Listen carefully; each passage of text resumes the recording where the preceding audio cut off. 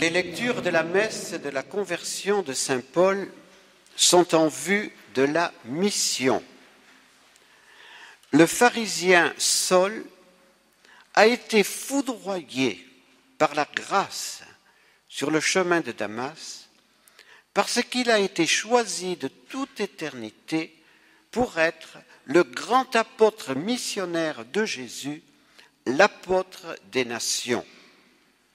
Saint Paul a vraiment répondu au dernier grand appel de Jésus que nous venons d'entendre dans l'Évangile selon saint Marc, « Allez dans le monde entier, proclamez l'Évangile à toute la création. » Puisse cette journée stationnale de l'année de la foi nous faire participer à l'ardent zèle missionnaire de saint Paul.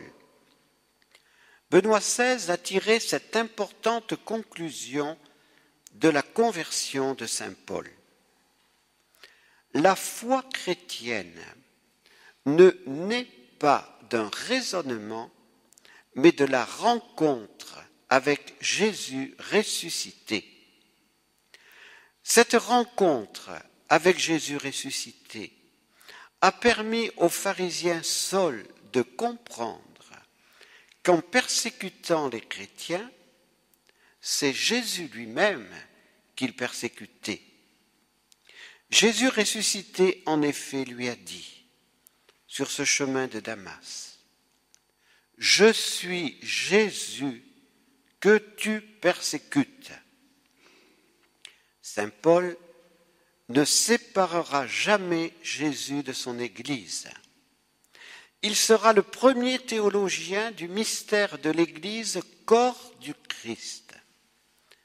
Dans notre conférence de cet après-midi à 16h, nous reprendrons plusieurs enseignements de saint Paul qui nous aideront à mieux vivre cette année de la foi.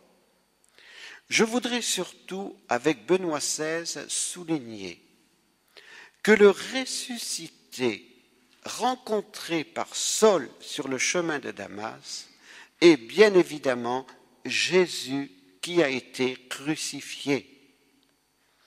Depuis le chemin de Damas, Jésus est pour saint Paul le vivant, le Christ, le Fils de Dieu, le Seigneur, le Sauveur, la tête de l'Église qui est son corps. Sa vie à présent est la vie du Christ qui vit en lui. Il n'a plus qu'un seul désir, se donner, pour que beaucoup comprennent ce qu'est la vraie vie, la vie en Jésus. Demandons à saint Paul, au cœur de cette année de la foi, la grâce de vivre une vraie rencontre avec Jésus ressuscité. Que notre foi ne soit pas seulement intellectuelle. Elle a une dimension intellectuelle, c'est sûr. Nous croyons aux 12 articles du Credo, mais notre foi ne sera vraiment vivante que si nous vivons avec Jésus ressuscité par la réception fréquente des sacrements et si nous accomplissons les 10 commandements. Benoît XVI a rappelé à nos évêques, lors de leur visite à Limina, que la conversion de l'année de la foi, ce n'était pas seulement la conversion des autres, c'était la conversion de chacun de nous. La conversion nous concerne donc chacun d'abord. Demandons sans peur à Jésus, en cette journée, la grâce de notre propre conversion. En ce dernier jour de la semaine de prière pour l'unité des chrétiens, demandons cette grâce pour nous et pour tous nos frères chrétiens.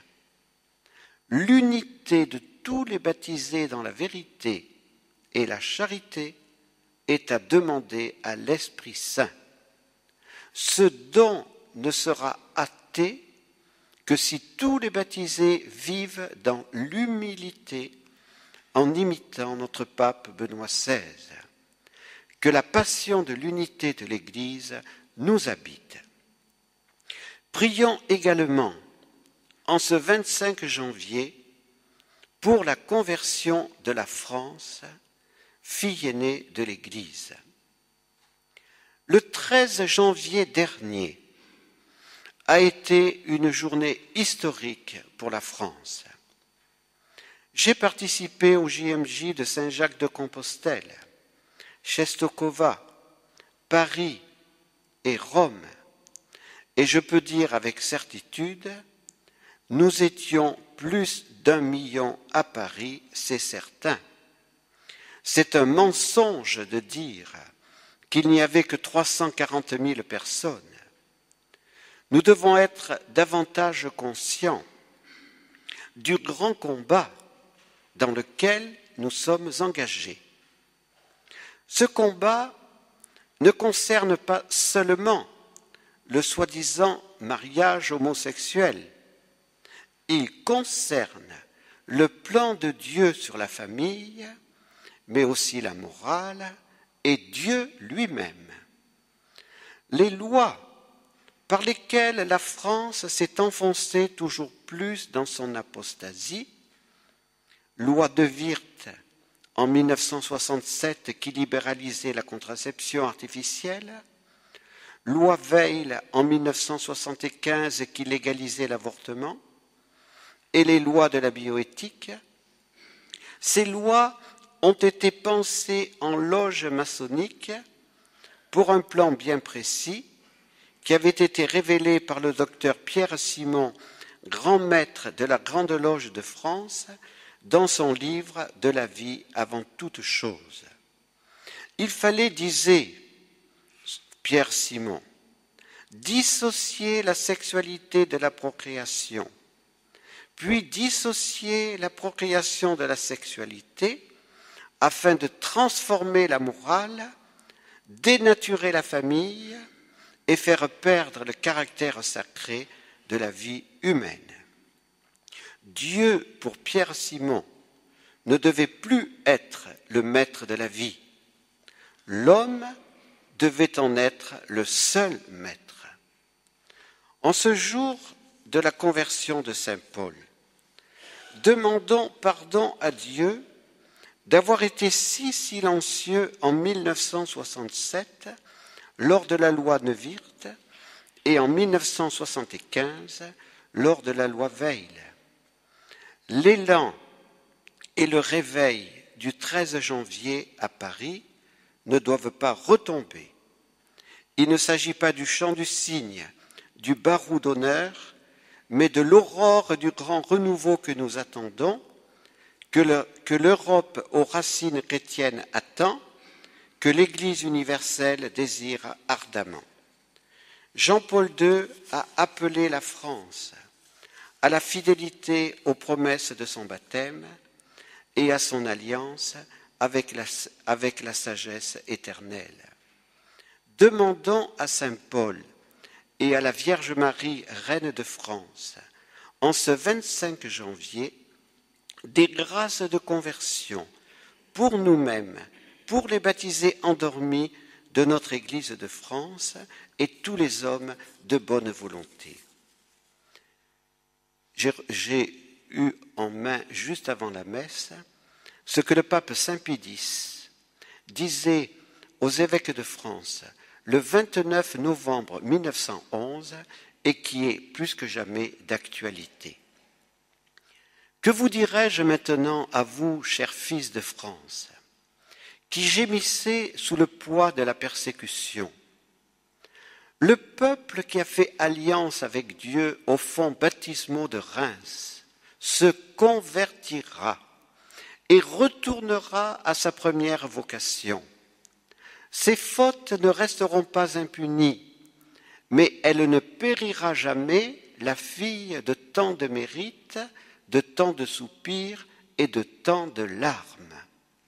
Un jour viendra, et nous espérons qu'il ne sera pas éloigné, où la France, comme Saul sur le chemin de Damas, sera enveloppée d'une lumière céleste et entendra une voix lui répéter ma fille, pourquoi me persécutes-tu?